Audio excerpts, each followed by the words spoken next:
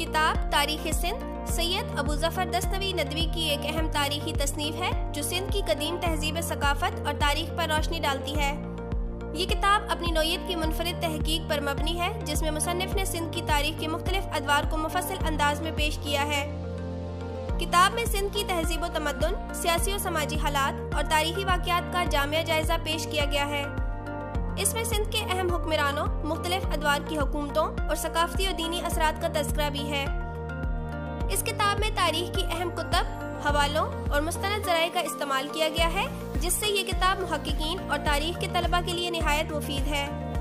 इसके अलावा किताब में सिंध की तारीख़ी अमारात, मशहूर मकामात और मुख्तलिफ शख्सियात का जिक्र भी मौजूद है, जो कारी को सिंध के माजी की गहराइयों में ले जाता है।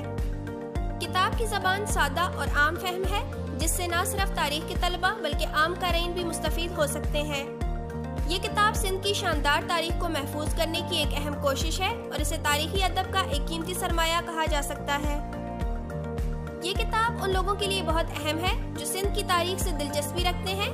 ख़ास तौर पर ये तलबा के लिए मुफीद है जो तारीख़ के मज़ामीन पढ़ रहे हैं या इस शोबे में तहकीक कर रहे हैं। इसके अलावा तहकीकी स्कॉलर्स जो सिंध की तहज़ीब, सकाफ़त और तारीख़ी विरसे पर काम कर रहे हैं, असातिज़ा के लिए भी ये किताब अहम ज़रिया है।